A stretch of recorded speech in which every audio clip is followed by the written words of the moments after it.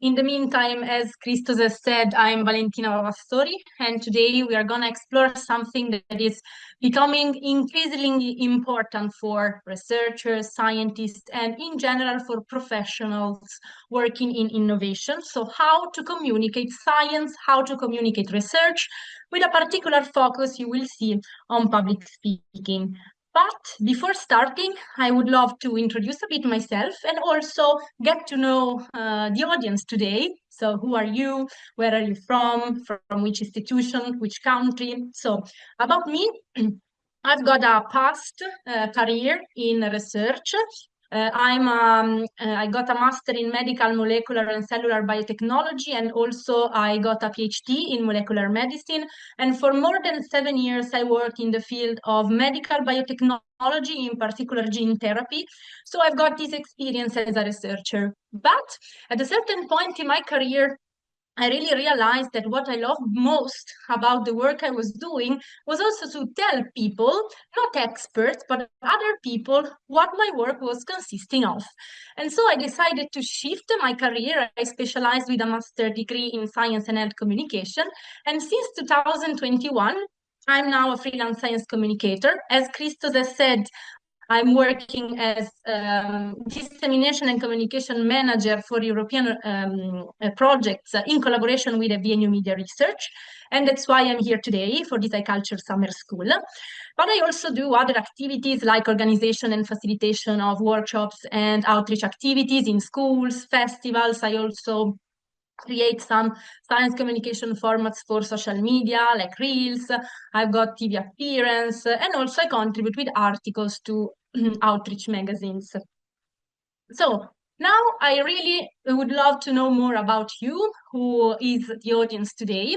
So here you will see a Mentimeter QR code. So please take your cell phone, scan this QR code, and enter this Menti. There will be a question. So I would love to know your name, your country, your organization, and your position if you are a master student, a bachelor student, or PhD student. If you don't have a cell phone, you can also use your computer, go on menti.com and insert this code here that you see here, 29576681. So now I'm gonna open the Menti. You can start entering if you want. Here you see again the credentials to enter. I see that there are already some people inside, so 14 people. Come on, don't be shy. It's completely anonymous, so you will see that there will be some other interactive moments during this lecture. So don't be shy, it's completely anonymous. Of course, you tell me my name now, your name now, but later on your responses will be anonymous, so I don't know who is saying what, basically. Okay, I just leave some seconds more for people to enter. Okay, I see 25. Nice. Okay, now you will still see your QR code and the Menti code here, so you can continue entering. And I really want to know your name, your position, your organization, and your country. So I really understand who is my audience today.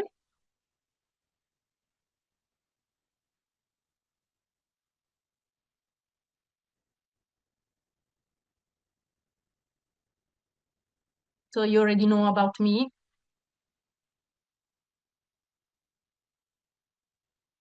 I leave you some time for answering, of course.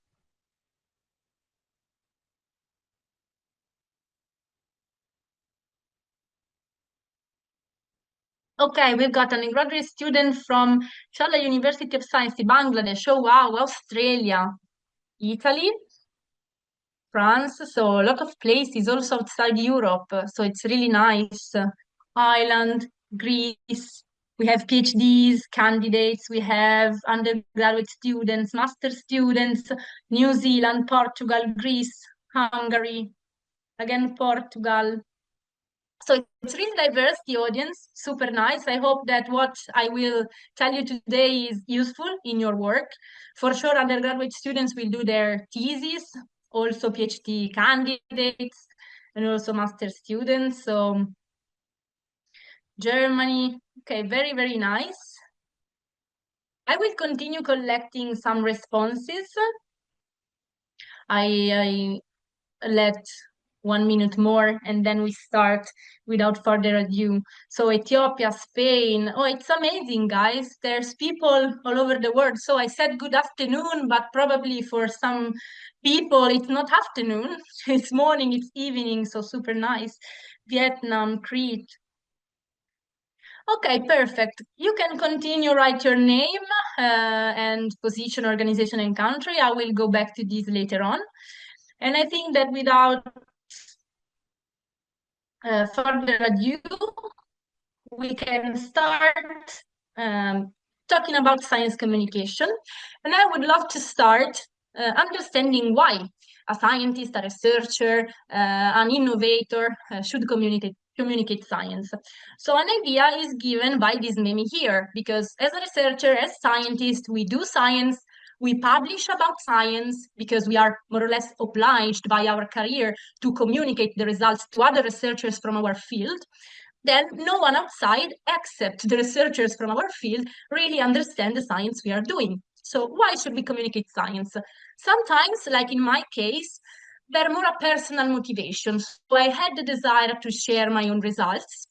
And there is also a publication, an academic publication, saying that scientists that are engaged in science communication also perform better academically. So this could be a further motivation to start communicating your results.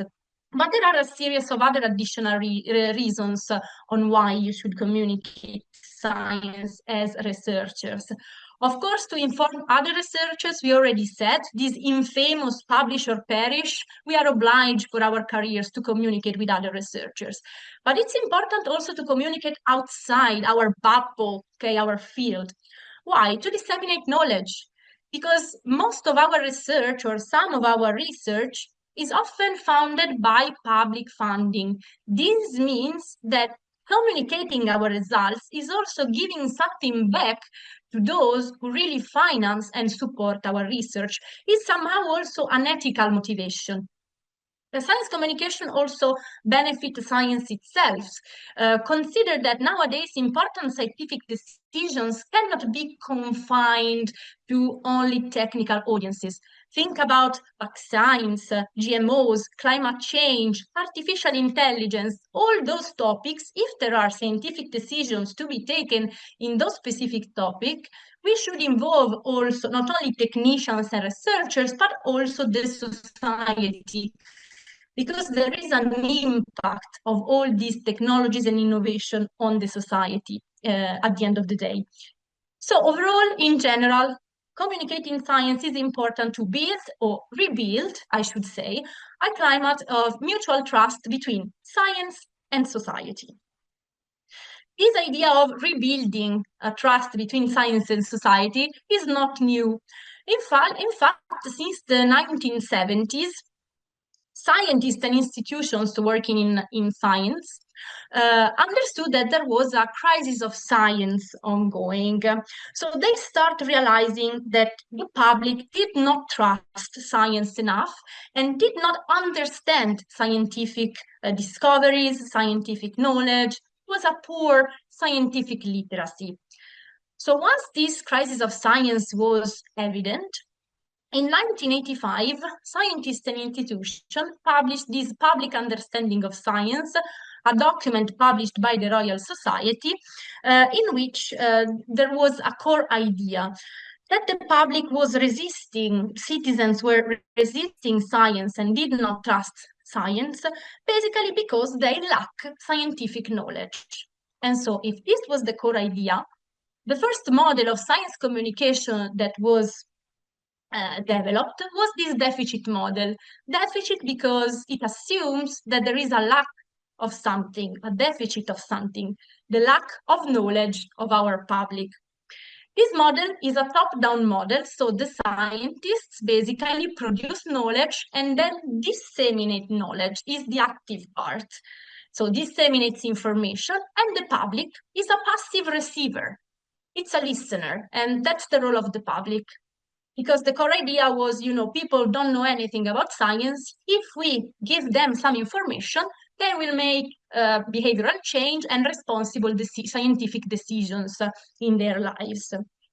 But in late 90s, this approach, the failure of this approach become very evident. So this approach didn't work. Why? Providing facts is not enough. There should be something more.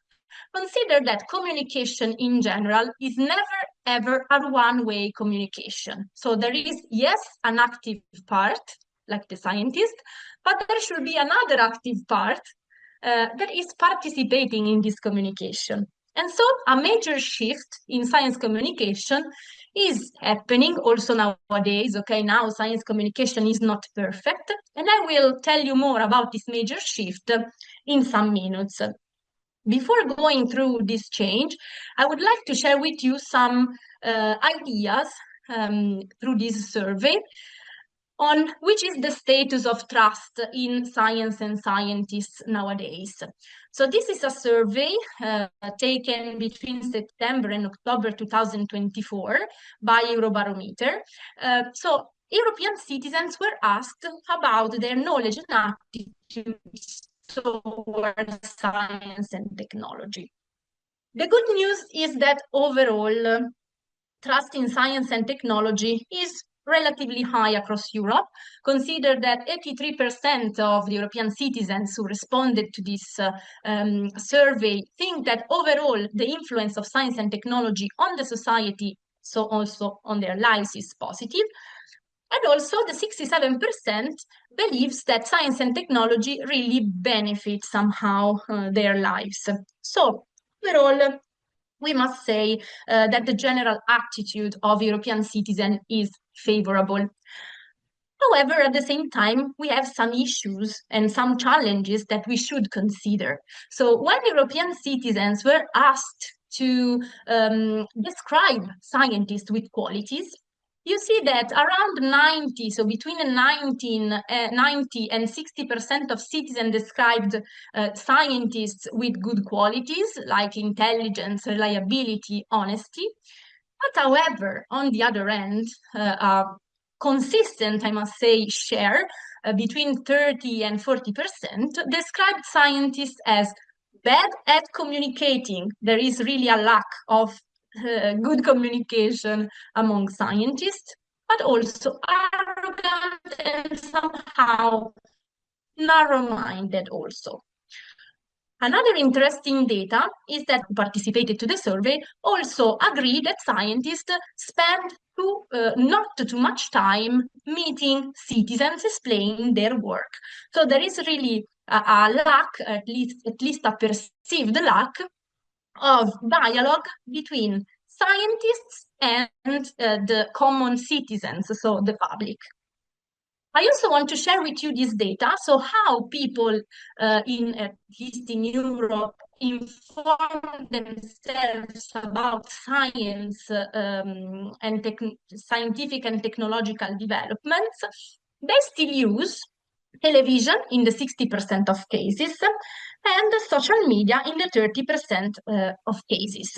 So imagine that scientific information mostly circulates in this very fast, emotionally driven, and highly competitive communication environment. So as researchers, as scientists, we should try to develop our communication skills to fill these environments, because otherwise other voices, not so reliable, not always accurate or trustworthy, will fill in those spaces, and so people will receive not very accurate, not very trustworthy and trustable information, scientific information.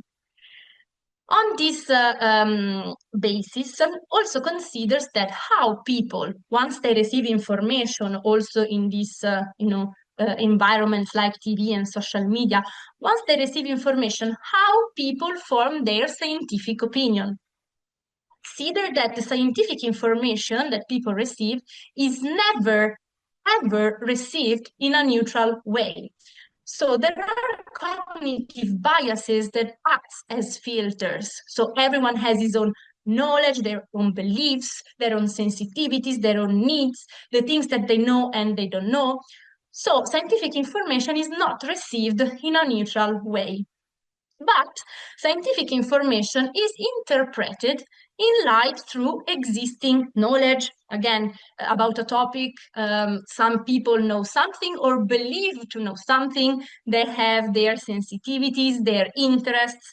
And this, of course, can lead to selective acceptance, distortion, or rejection of messages. If you are communicating something, diverse people can interpreting your message differently based on this background, let's say. And this is called motivated reasoning. There is also the confirmation bias. I bet you all know more or less what confirmation bias is.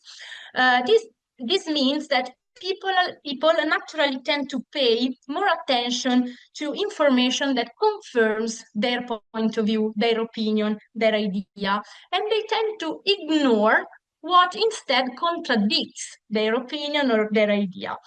This phenomenon is also amplified a lot by social media and in particular by echo chambers. Of course, we all know that algorithms really expose people to similar opinions and perspectives. Why? Because people tend to interact more, to comment, to like, and to interact with posts that are showing almost similar things and similar opinion. So that's why in social media, this phenomenon of confirmation bias is amplified because I believe something, I like a post or comment a post that is saying exactly that thing, and then the social media continues to propose the same kind of contents. And this is something we have to take into consideration, especially because people are informing themselves on social media. 30% in Europe, it's a lot.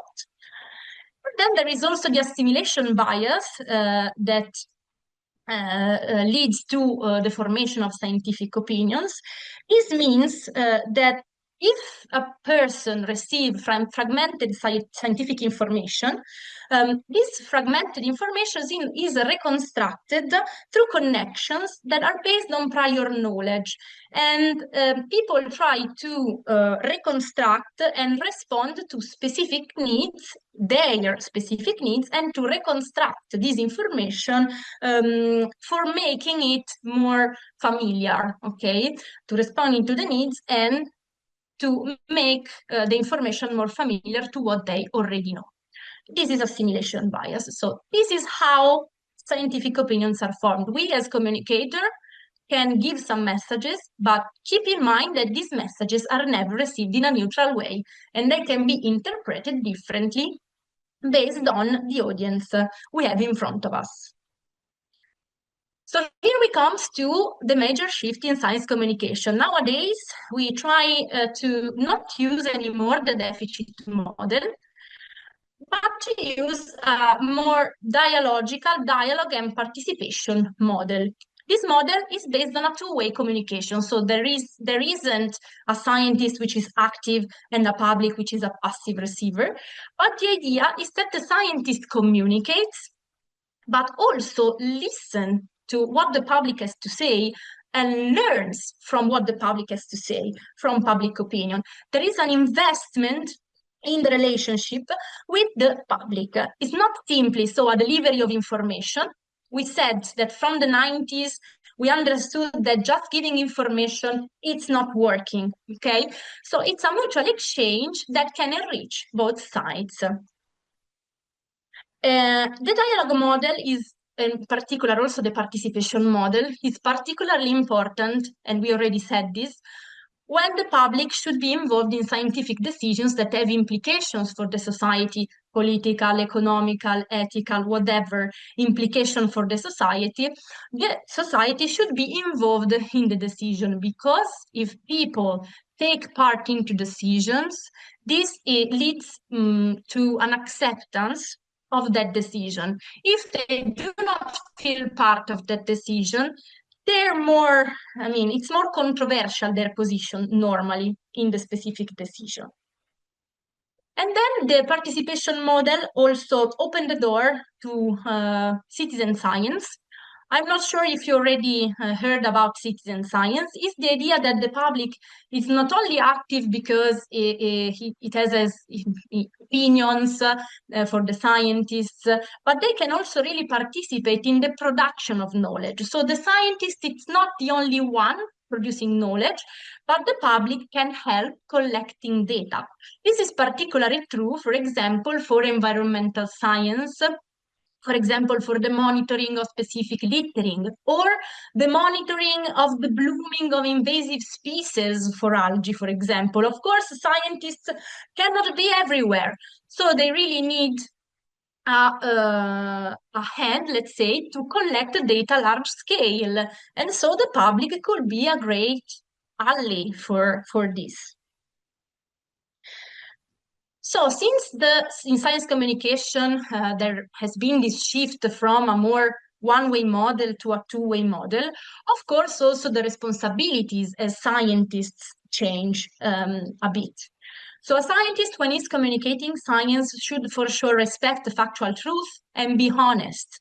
Being honest is super important.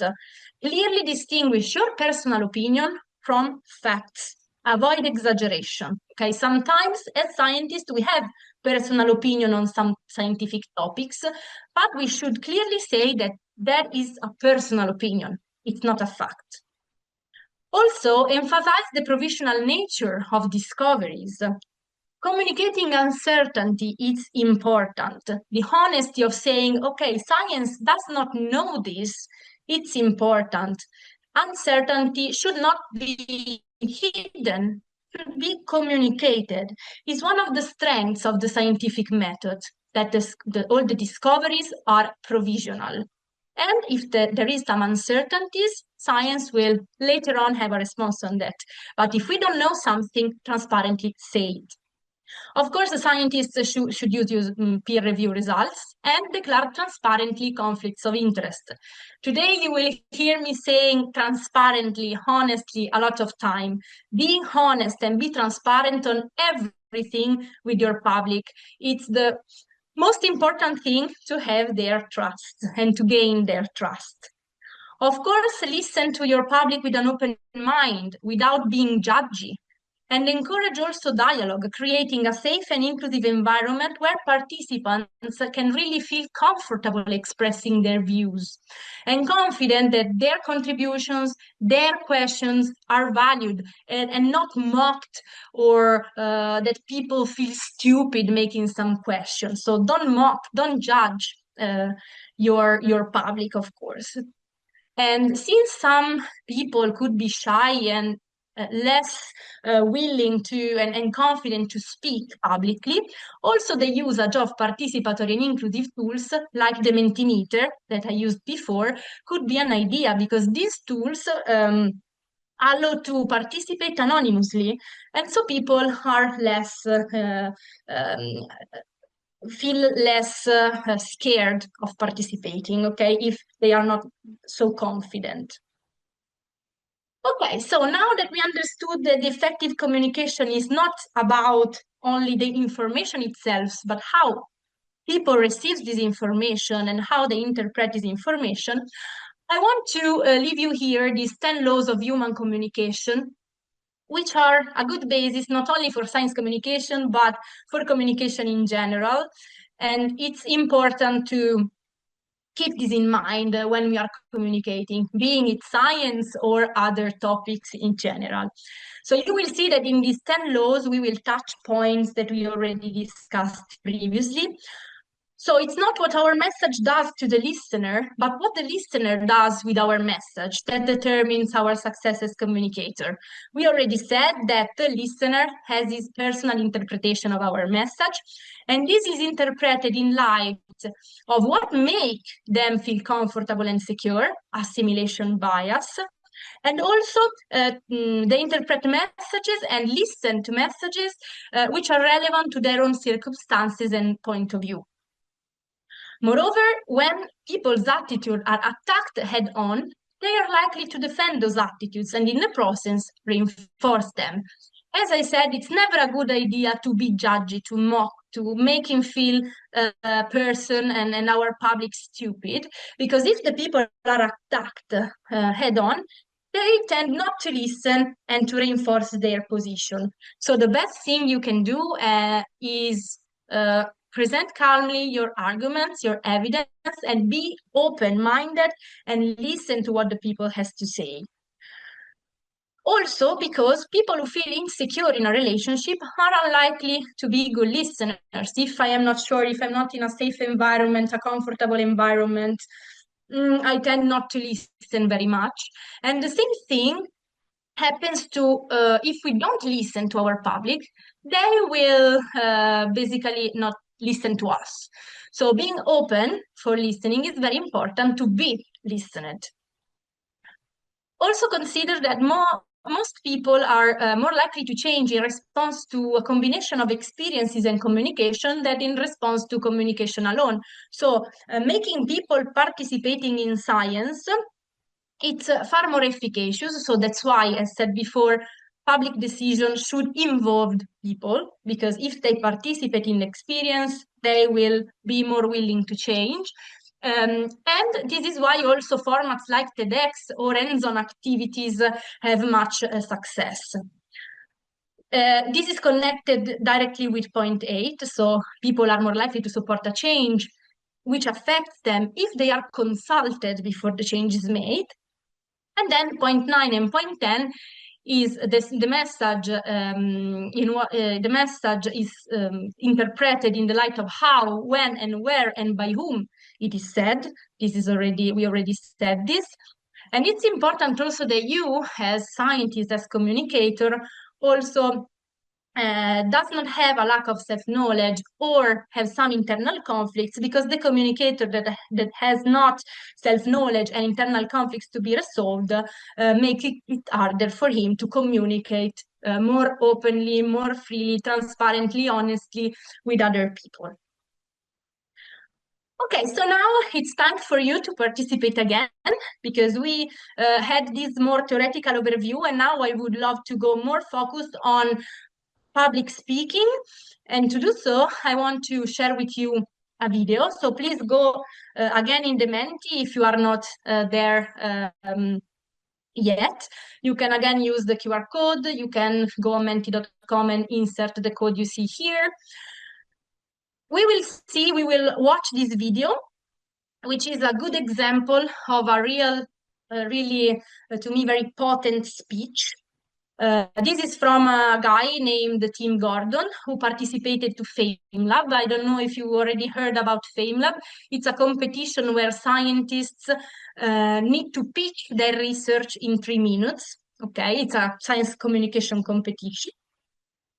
And so what I would love to ask you, let me share the Menti now, is while watching the video, please let me know what works in your opinion in Tim Gordon's speech. As said, this is anonymous, so there's no way I will know who is writing what. But for me, it's very, very nice to see if you can catch some of the things that are really working in this very nice speech from Tim Gordon. Okay, I don't see how many. Okay, 43 people, super nice. So I will share with you the video. I hope that the audio is shared. Let me see if the audio is shared. Otherwise, I will reshare here. Okay, I will reshare because I see that the audio is not there. Perfect. There will be English subtitle automatic. So if you have some problem with the language, you will have also the subtitle. Let me know if you see and hear the video nicely. Lift yourself out of this fancy auditorium and plunge into the Pacific Ocean. You are a baby coral reef fish. Life started when you hatched out of an egg on a coral reef, and as you took your first gulps of water, you were carried out on the ocean currents into the deep blue sea. You grew up here for a few weeks, and now you're big and strong, and at the size of a mighty tic-tac, you're ready to come back to a coral reef and take on the world. But how are you going to get there? Because this isn't Finding Nemo. The friendly sea turtles aren't going to point you in the right direction. This is the real world. And you are a very small fish in a very big ocean. You can't see a reef. They're too far away. You can't smell a reef. The current's going in the wrong direction. But you can hear a reef. They're really noisy places. Turtles crunch, shrimp snap their claws, fish whoop and grunt and chatter and buzz. Julie Andrews should have had a snorkel, because the reefs are alive with the sound of music. Sound travels far underwater, and so you can hear your way home. Or can you? I'm a marine biologist. I study the sound of Australia's Great Barrier Reef using underwater microphones, and my most recent recordings reduced me to tears. In the last 5 years, climate change has decimated my reefs. Cyclones have smashed them to pieces. Marine heat waves have cooked the corals. The animals of that underwater orchestra are dead, and their once joyful chorus is a quarter of its previous volume. The symphony of the sea is being silenced. You can't hear your way home anymore. You're lost in the blue. Now that's depressing, but I don't study coral reefs so I can tell you depressing stories. I study them because I care, and I study them because the more we understand, the better we can protect them. For instance, we now know that these degraded reefs are too quiet, right? So can we use loudspeakers to call the fish back in? To test that idea, I did an experiment where I built lots of artificial coral reefs all around a bay, and on some of them, I used a loudspeaker to play the sound of a normal degraded reef. But on other ones, I played the sound of a healthy reef, and when I played that healthy sound, I got 40% more fish coming back, with a 25% increase in diversity. That could make a difference. Those fish, through their grazing, can clear away algae, they can allow new corals to grow, that might speed up recovery processes, and they might restore the rhythm of the reef. So yes, coral reefs are in crisis. Yes, it's heartbreaking, and you can hear it happening. But with new research comes new understanding and the potential for new solutions. So as we look to the future, let's learn to listen. Thank you. Okay, so this was the video. I hope that you started responding to this, what works in your opinion in this speech. To me, it's a very, very nice speech with many elements that really work. So, okay, what works? The topic, of course, climate change is a very hot topic. Emotional involvement of listeners is telling a story, is including the public. Okay, I'm seeing a lot of things I'm gonna share with you. Good at getting the audience emotionally involved, the way he used his body language and change in voice, emotional connection. Okay, very good. We already have some of the elements. He's using questions to engage the public and explaining what did in the research. He's ending with a positive note. He makes you to use your imagination. Fantastic, guys. We already identified the most important features of what works in this speech. Poses and actual behavior. He's working on explaining how baby fish, okay. Body language, okay, perfect. He's telling a story, super. Okay, you already identified basically all the, more or less, all the elements I'm gonna share with you. So what works in Tim's Gordon speech? Some of you already said storytelling. So he's telling a story. He's not simply saying, okay, I'm putting speakers underwater and see if more fishes come or go.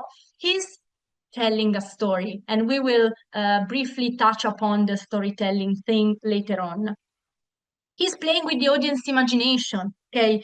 From the very beginning, he hooked the audience saying, you are a baby coral reef fish. I'm sure that everyone has his own baby coral reef fish in his mind, okay, after this. He's also using objects. This is a very nice way to catch attention and to explain things. So he's using the tic-tac as to explain the dimension of this baby coral reef fish. He's engaging the senses. all the senses. For example, he said at a certain point, you can't see a reef, you can't smell a reef, but you can hear a reef. They're really noisy places. So all the senses of the listeners are engaged when he's speaking. He's using also cultural touch points. I don't know if you noticed that he said like Finding Nemo and The Sound of Music of Julie Andrews. So cultural touch points are a way to connecting with your audience and with your public. Of course, cultural references should be appropriated to the audience you have in front of you, because some cultural touch points can be nice for some audience and not so nice for others. If in a country Finding Nemo, they don't know what is Finding Nemo, of course, it's not a cultural touch point that makes sense to be used. He's also asking question. This is something said also in the Mentimeter. He's asking question with his public, and asking question is a very nice technique to engage them in the story and in the conversation. Also the emotion. He used a lot and create emotion. So per se, the topic of his research is not so emotional if you think about this. It's placing underwater speakers to have more fish in the coral reef, but he responsibly introduces emotion in his research topics. For example, he said, my most recent recordings reduced me to tears. So he tried to connect emotionally with his public. He's also using very well the tone of voice. You said also this. His tone of voice is not monotonous, he's very dynamic, he's playing with pauses, he's playing with the volume, he's playing with many things when speaking. So he's not annoying for the public, he's not monotonous. The same goes for enthusiasm. He's charismatic, he's has a very strong personality on the stage, and also the body language is nice when he's speaking. I don't know if any one of you noticed that he is also has a great stage control. So when he's speaking about the deep blue sea where the coral reef fish is lost, he's moving to the darker part of the stage. When he's talking about the reef, he's moving to the brighter part of the stage. So he's also has a very nice stage control. Use the stages also to the stage to communicate. And this is also a very clear ending with a call to action.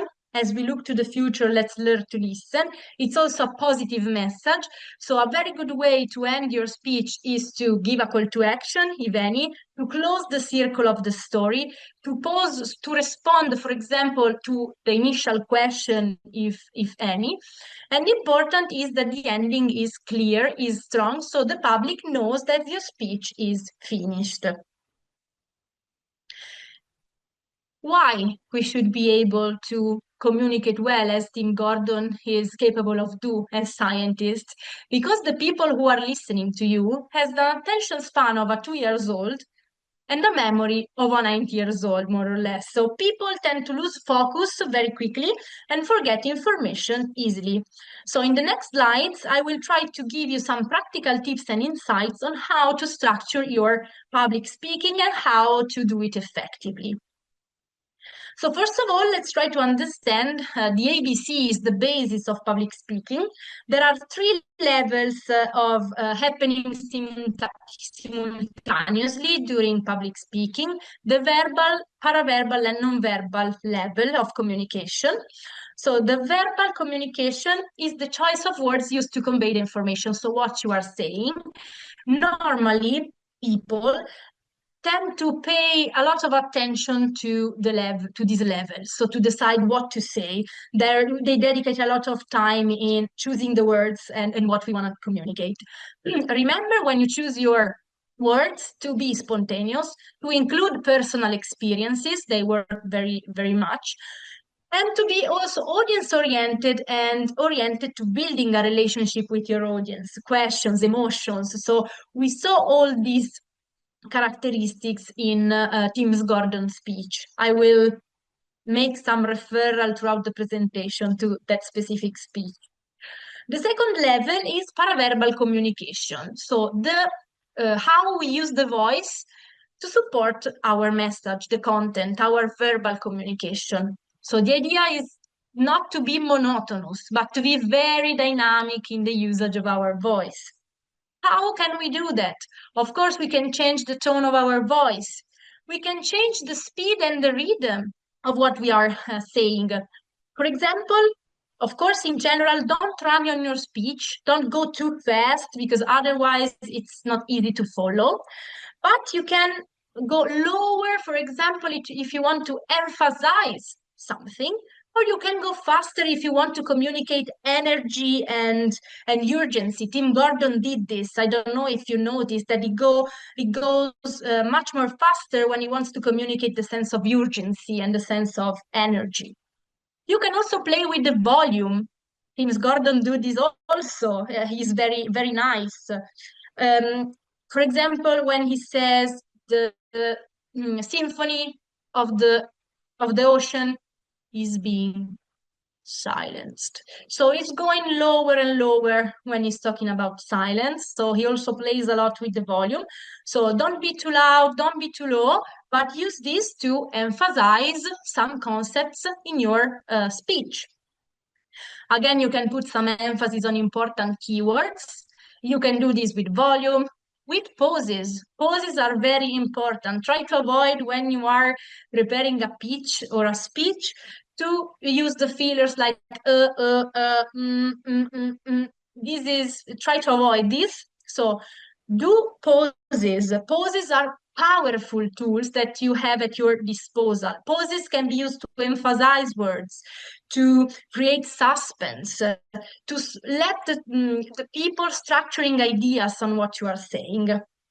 And then you can also play with accent and pronunciation, of course. Then there is the third level, which is the non-verbal communication. Non-verbal communication means the body language that supports, again, your what and your paraverbal communication. Try to avoid postures that are distracting or close, like coffee maker posture, pacing around the stage, being very rigid like soldiers with the Adamitic posture or with your hands in the pocket. Being far also from your public, having a position, a posture like this defensive stance make our public very far from us. You can also use the gesture very naturally, they're perfectly fine.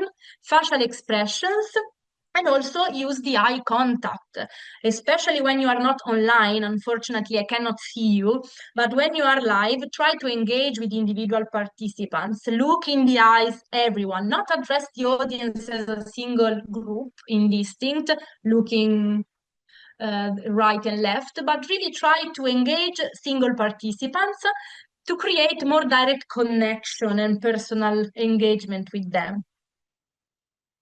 Okay, so now that we have looked at these three coexisting levels, let's try to understand where to start when I have to prepare my speech. So first of all, you have to understand why you are doing your speech. In general, of course, we all want to create memorable messages and concepts. But this can be declined with different scope. For example, I want to transfer information, I want to make my research more visible, or to make people aware that my research exists, to dialogue with the people, to persuade the people, or to make them participate in a decision-making process. So first of all, decide your scope, why. Then try to understand who is your public. Who do you want to speak to? So I prepared this lesson knowing that there would be researchers or future researchers, scientists. Okay, this is a lesson for those kind of people. Remember that communication that is good enough for everyone is somehow ineffective for everyone, okay? So we need to tailor, multiply, and diversify our communication approaches and intervention to the different public, because audiences are heterogeneous in terms of gender, age, socioeconomic background, profession, interest, needs, knowledge, cognitive abilities, okay? So we should diversify. So to diversify, we need to understand our audience segment. How do you do this? Try to ask yourself, what does the audience know already about the topic I'm talking about? What they think about the topic, especially if it's controversial, and what do they want to know about a specific topic. And based on this question, you can define the appropriate level of complexity of your specific speech. Take, of course, into account expectations, motivations, and interests of your public. And in general, I already said that, show openness to their opinion. So open a dialogue, okay? And afterwards, present your specific arguments calmly and respectfully. Listen to your public. A serious mistake I represented with this very famous meme. So scientists normally tend to impose their own point of view from a position of presumed superiority. So I am the scientist, I know everything, you should trust me. Cool, stop. That's not the case. It's not the way to, it's not the effective strategy to communicate. Let's try to respect audience perspective. You're not superior, okay, to your audience. Try to be open, exchange, build this relationship. This is the key point today. Transparency, openness, respect. So once we know why we want to communicate, who is our public, we also want to evaluate the constraints and opportunities related to our speech.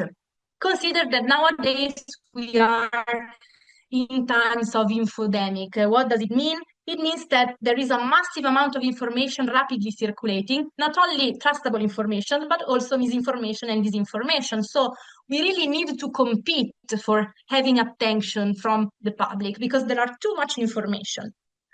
So what we should ask ourselves about our topic of the speech is to understand if we have if it has some opportunities that can we leverage, of course, when we talk with our public.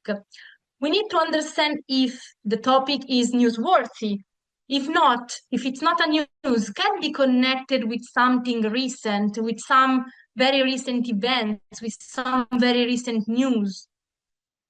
Can it spark the audience imagination? If not, let's try to insert this aspect responsibly. Is it a niche topic? If so, it's better to try to, make it more accessible or relevant for the public. Again, James Gordon, okay, there are fish, there is the coral reef fish, the coral barrier. It's relevant in the normal life of the average person? Probably not. But is making this niche topic very relevant in that moment for the public. Also try to understand if your topic has this concrete relevance and it's important. Let's understand if your topic is meeting audience expectations and what are the audience expectations in respect of your topic. What emotions can evoke the topic? If it lacks emotions, we can try to introduce it responsibly. We already said this with Tim Gordon's speech. Let's try also to contextualize it in everyday life, to make it comprehensible. Let's understand if the topic has per se some intrinsic narrative spectacle or impact that can help us capturing the attention of our audience. And let's also understand if the topic is somehow connected to or contribute to something meaningful for the society. And so let's try to leverage the public service value, if any. Okay, once we have defined why, who, and the opportunities of our topic, it's the time to start designing our communication. What? In your speech, there should be key messages, of course, so the essential synthesis of what you want to communicate.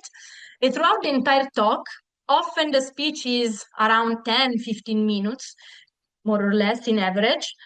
Consider that to insert no more than three key messages. Keeping the audience in mind, of course, tailor your key messages and your communication to the audience interest, connecting your key messages and your scientific content to familiar concepts they can really recognize.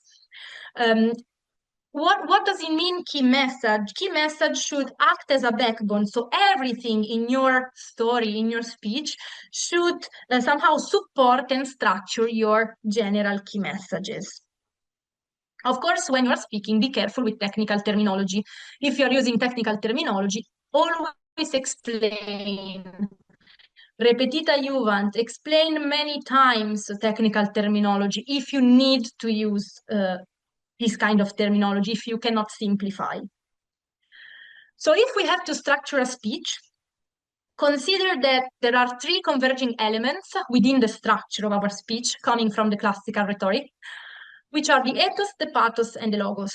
So a speech is very efficacious if all these elements are somehow present. So the ethos is the character and the credibility of the speaker. Try, when you are speaking, to appear to your public professional, focused, curious and interested to what you're saying. If you don't believe and you are not interested in what you're saying, the audience will not be either, okay? Try to be passionate of your work and try that to make people understand that you are passionate and that you are doing something unique, interesting for your audience. And also that you're having a good time speaking. If you're having a good time, you're enjoying what you're doing, people will notice and will enjoy too. Then there is the pathos component, passion, emotion, feelings that you can evoke in the audience. And then the logos, which is the more rational and logical element of the speech. And so basically the clarity of your arguments, the evidence, the logical flow of your speech, basically. Okay, these three converging elements need to converge in a structure that follows more or less for the preparation 5 stages. The first stage is the inventio. So you first gather all the information, the data, the scientific data, but also the emotional materials. Remember, the pathos should be present, okay? Then there is a second phase, which is the dispositio. It's basically organizing the outline, organizing the speech and creating the structure. Make a sort of outline, an index, okay, of your speech. Then there is the locutio, which is the drafting, the real drafting of the speech. So you can draft the language, you can shape the language, the style, the tone, of course, according to your audience. Then there are these two last stages. The memoria, so memorizing the speech. It's important not to memorize word by word, but try to memorize the general sense of your speech and the general flow of your speech. Then the actio, in which you develop and you try, you practice also the paraverbal and non-verbal skills that we already said before. A useful way to approach the preparation of your speech should be to dedicate time to the different part of the speech evenly. So for the inventor, you dedicate more or less 1/3 of your time, to the disposizione locutio, the other 1/3, and for the memoria and the actio, for the real practice, the rehearsal of your speech, another 1/3 of your time. This is super important. I put this picture because I participated to Fame Lab as Team Gordon. And when I was preparing to Fame Lab, I asked my mother that was cleaning the house to vacuum my feet while I was rehearsing my speech, because I wanted to train myself to be distracted and not to panic, not to stop, but not to lose focus, but to remain really focused on what I was practicing, what I was rehearsing. This is very important because researchers and scientists often think, okay, I know the topic, I know everything, so I can improvise. There's no motivation why I should really practice a lot. While practicing is what allows you to continue calmly and confidently despite all of that can happen. Remember also when you are rehearsing to be mindful of timing. If you have 10 minutes for your speech, try to stay within 8 during the rehearsal. So you will be more spontaneous, you have time for unexpected things, you have time for pausing. When we have to, so the part of the elocutio, so to draft your speech, the normal structure of the speech is there is an exordium. We already saw that with Tim Gordon. In the exordium, your scope, your goal should be to hook the audience. Here is where you should answer to the question, why is what I'm telling to my public interesting for them? Here you should capture your audience and stimulate their appetite to know more about your topic. Then there is the narratio and argumentatio part, so also the presentation of all the facts introducing the topic, and the presentation of all your arguments and evidence supporting them, so basically your results, your research, etc.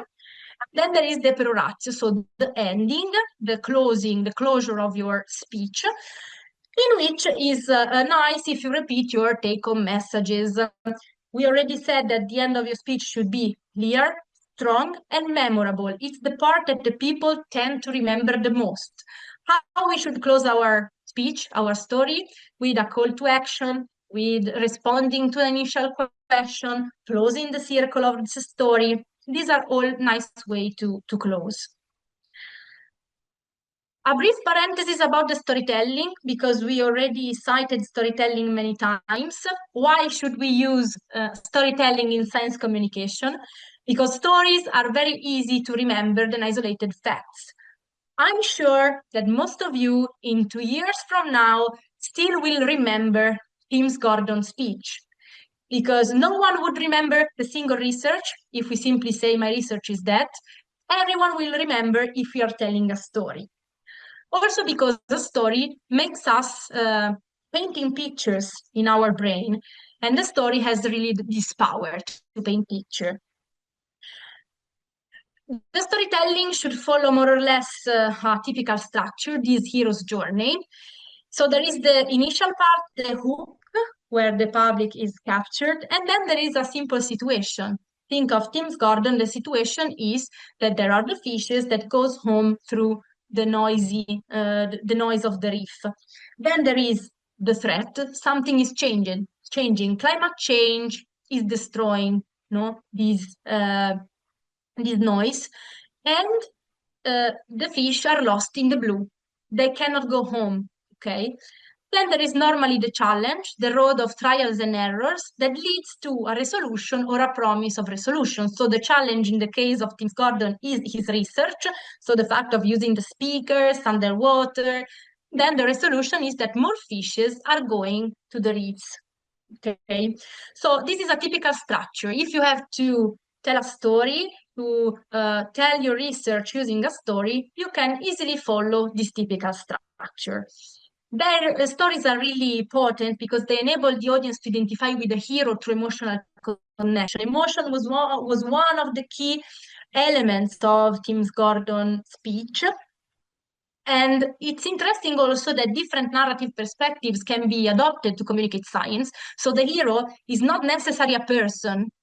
It could be a fish, like in the case of Tim Gordon. And the people really identify in the hero and are emotionally connected with him. It could be bacteria, it could be viruses, it could be algae. Okay, the hero of our story could be anything. I leave these two slides with practical tips in general for you if you want to go through. It's basically a summary of what we said up to now. I just want to go through a couple, so metaphors.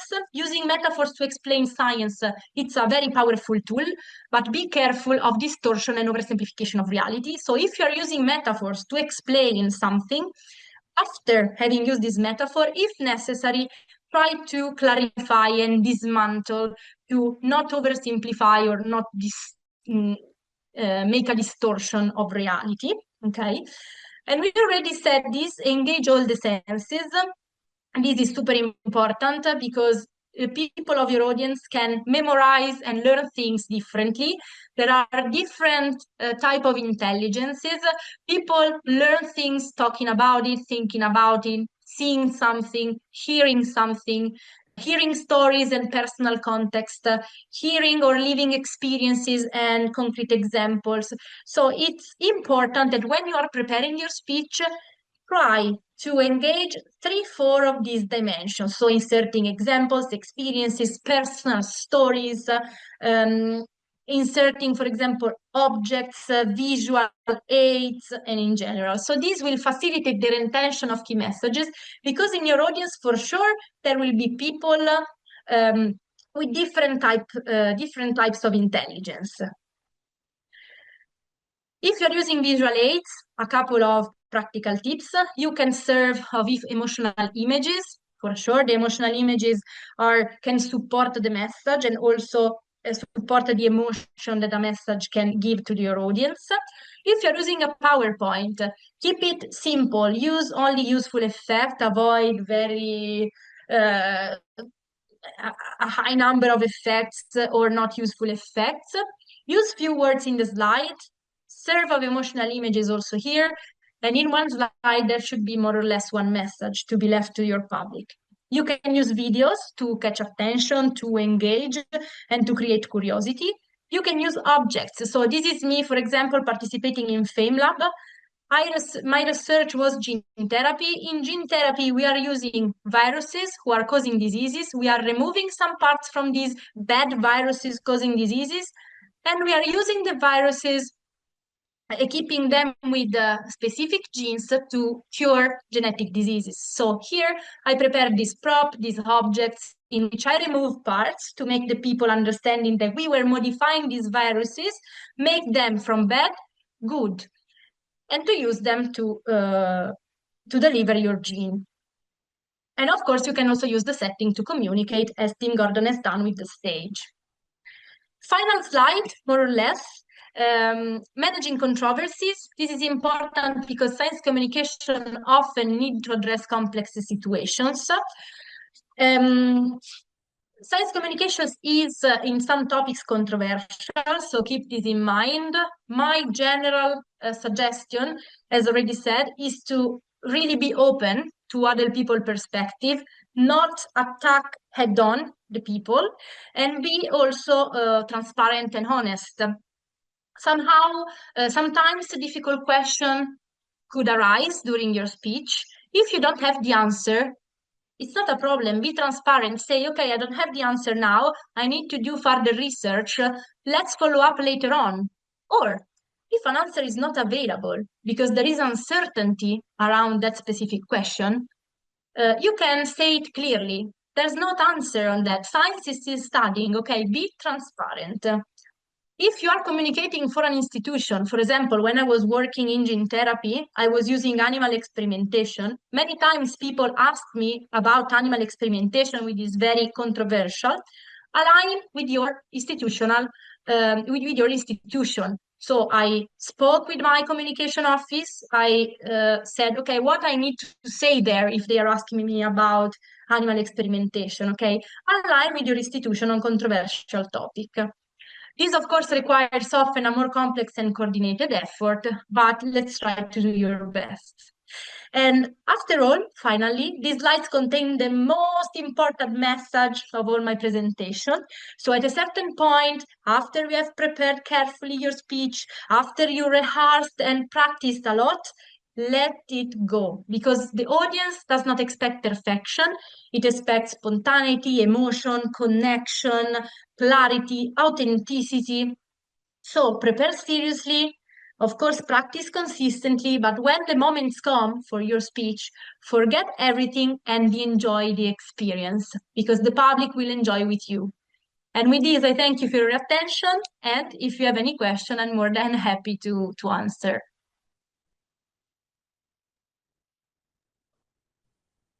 Thank you very much, Dr. Valentina, for your presentation. So, participants, you may use the chat to ask any question you might have. Yes, if you have a question, you can put in the chat. I will go through, let's see. Are there strong rules for the expansion of this new product? For the learning of concepts, we use the same scheme. I cannot understand really well the first question because maybe I don't know the slides to which you are referring to. So if you want to explain a little bit more, I can, of course, respond to this. Just a quick thing for everyone. Today I spoke a lot, so the slides were quite minimal, but this was intentional. Rest assured that you will receive slides with all the concepts and insights, with more and also sources to deepen the concepts. So you will receive a slightly different version of the slide with more text.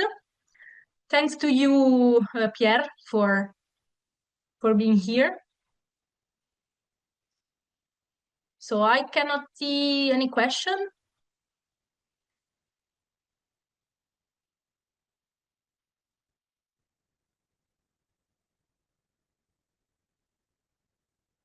So if there aren't, you feel free. In the first slide, you will see also my email.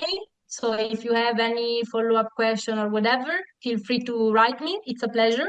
You will find me also on LinkedIn, so feel free. I'm always very happy to receive questions. Thank you. Thank you again. There's a question if in the chat. So how should we face preconceived notions about things, or if we want to introduce something to the public? So I said, of course, the public can have some preconceived notions on something, and it's good if you are aware of this. So my idea when introducing something to a public that has already an idea is, of course, to introduce your idea calmly, as I said, and be open to the dialogue. Try to respond their question with facts, but very calmly, without saying, okay, I am the scientist, you need to trust me. That's it. Try to understand which are the emotions that lead the person to think something. Often it's something very visceral, very emotional. So, as said, try to be open to them. For example, in Italy, we have a very famous scientist that go really very straight to his public, saying, okay, I know everything. I am the doctor here. It's like this. If you want to believe it, believe it. Otherwise, it's not my problem. You are a donkey. Okay, this is not the way. Try to understand why a person has that specific thinking, that specific opinion, and try calmly to make him understand that it's not what he thinks, let's say. It's nice to start the presentations with a hook, but there is a good approach to get good ideas for this. So the idea, some ideas of how to start and to hook the audience, consider always that your goal is to be interesting for your audience. So try to understand why something could be interesting for your audience. So one way is, for example, what Tim Gordon has done. So try to engage immediately your public and try to make them identify with the hero of your story. No, you are a baby coral reef fish. Another way could be to pose a question, for example.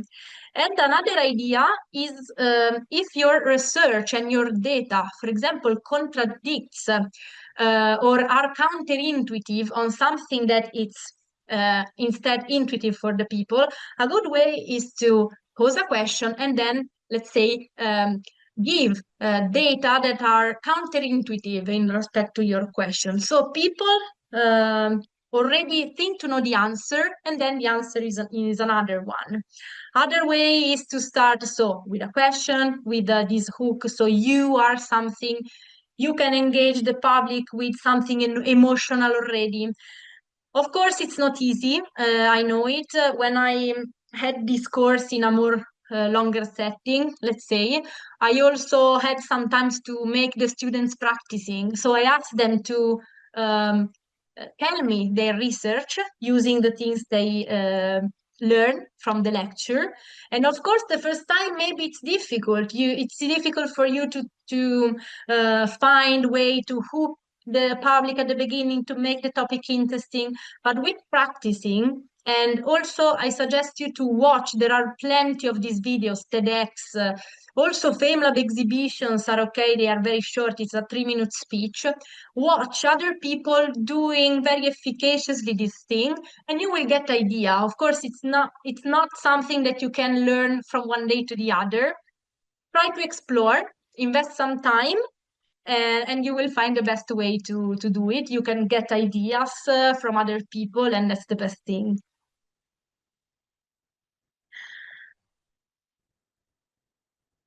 Okay, what if they still insist if we show them facts? I encounter a lot of this situation in my work.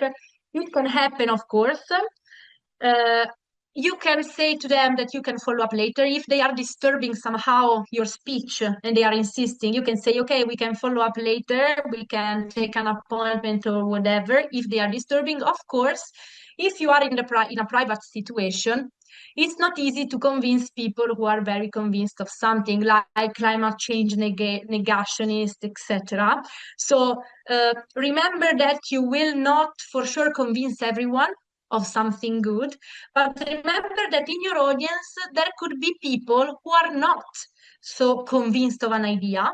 So being calmly, give nice responses, being respectful will convince all the other people that still not has an opinion to trust you. If you go directly against someone, then people will not trust you much. So remember that maybe some people will, in any case, not change idea, but there are people that does not have a do not have a position, and so it's important that you are professional, that you are open, transparent, and honest for them, because it's the best way to convince them.